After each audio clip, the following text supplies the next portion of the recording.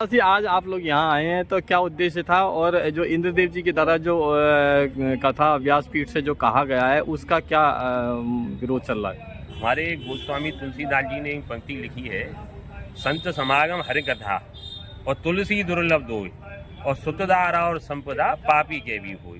तो जो दुर्लभ चीज है संत समागम हरि कथा, उसको आप उपहास के रूप में जो महामंडलेश्वर बन के, कथावाचक बन के, कथा व्यास बन के और उसका उपहास कराते हैं, जिसको कि दुर्लभ बताया है।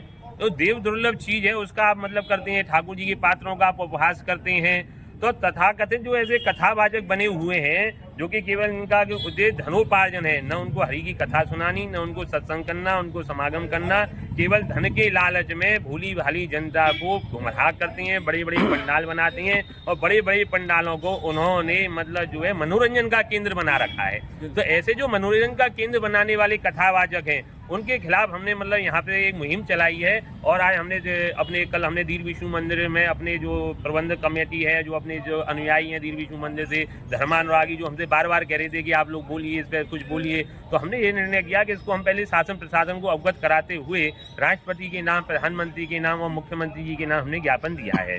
और हमने मांग की है कि जो ईश निंदा का जो कानून है देश में, उसको कड़ाई से लागू किया जाए। और अगर वह कानून किसी प्रकार से लागू नहीं हो पा रहा है या उसमें कोई भी मतलब जो है परेशानियां हैं, तो एक नया कानून ऐसा बनाया जाए कि जो भी व्यक्ति किसी भी धर्म के खिलाफ, मैं हिंदू सनातन धर्म को प्राथमिकता से लेता हूं, उसके साथ ही अगर किसी अन्य धर्म के साथ, क्योंकि भारत एक सद्धर्म सद्भाव का देश है और इसमें धार्मिक भावनाओं को आहत करते हुए कोई भी व्यक्ति टिप्पणी करता है, तो उसके खिलाफ सख्त कार्रवाई हो, कठोर कार्रवाई हो और उसको सबक मिले कि अगर मैं किसी ईश्वर की निंदा करता हूँ, किसी धर्म की निंदा करता हूँ, किसी की आस्था के प्रति मतलब उपहास करता हूँ, तो मेरे खिलाफ कार्रवाई हो। क्योंकि अगर ऐसा कानून बनेगा तो आगामी समय में जो ऐसे कृत्य करने वाले जो लोग हैं वो। हाँ कांतानाथ जी, आज आप यहाँ आए हैं, क्या मामला है पूरा?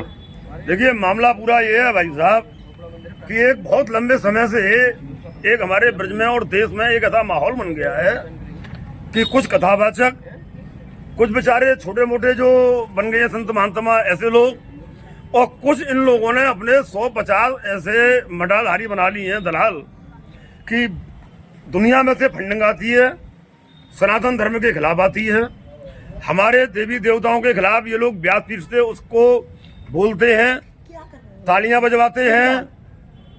जब इन सारी चीजों को कर लेते हैं तो हमारे जो मठाधीश बैठे हुए हैं वो उनके पास में आते हैं और उनके पैर छूते हैं, वो उनको माफ कर देते हैं। इंद्रदेव जी के द्वारा जो सार्वजनिक रूप से जो बयान दिए, जी, मिश्रा जी, हमारे मुरारी बापू जी और तमाम ऐसे संत हुए हैं जिन्होंने हमारे सनातन धर्म की और हमारे हिंदू धर्म की बखियाओं को उड़ा उड़ा करके रख दिया। और उसके बाद क्या, कोई तो कहता है कि हास्य व्यंग है, कोई कहता है कि हमने जो है मनोरंजन के लिए बोल दिया। तो भगवान के नाम के लिए मनोरंजन और हास्य व्यंग नहीं होता। तो जब ऐसा करते हो तो फिर तुम लोग गलती क्यों मांगते हो? और गलती मांगते हो तो मठाधीश पहले से ही क्यों तैयार रहते हैं कि हमको वहीं जाना है, वहीं मत्था टेक करके और अपनी इसी कर लेनी है? हमें इसका विरोध करना था। दीर्घ विष्णु मंदिर ने ये निर्णय लिया क्योंकि सबसे प्राचीन और सबसे बड़ा यही है, तो जाकर एक न बड्डा वो डग्गा और हमने बड़े घर को उतार दिया मैदान में जी। तो कहने का तात्पर्य है कि आज हमने इस आशय के साथ में एक अपना ज्ञापन दिया है कि एक ठोस कानून बने ताकि हमारे किसी भी देवी देवता पर, हमारे किसी भी कलाकारों पर, अभिनय करने वालों पर किसी भी प्रकार की टिप्पणी न हो। हम ये भी मांग करते हैं कि सोशल मीडिया पे इनकी भद्दी चीजें न दिखाई जाएं।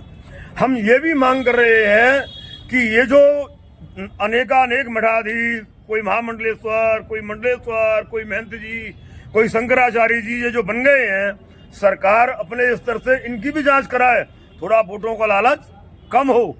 आज हमारे अभिनयकर्ता कलाकार नहीं माने जाते हैं। अभिनयकर्ता जो होते हैं ये भगवान का स्वरूप होते हैं। हमारे यहाँ इनका नाम नहीं लिया जाता। मैं स्वयं एक मंडली मालिक हूँ, मैंने राम का अभिनय किया है, मेरे भाइयों ने किया है, मेरे बेटे राम लक्ष्मण मलाए हैं। ये जो कथावाचक हैं इनको शर्म आनी चाहिए। जहाँ हम अपने बेटाओं को लेकर के अपने पिताओं के संग में, अपने भाइयों के संग में भगवान श्री राम के चरित्र का प्रचार प्रसार करते हैं और अपनी जीविका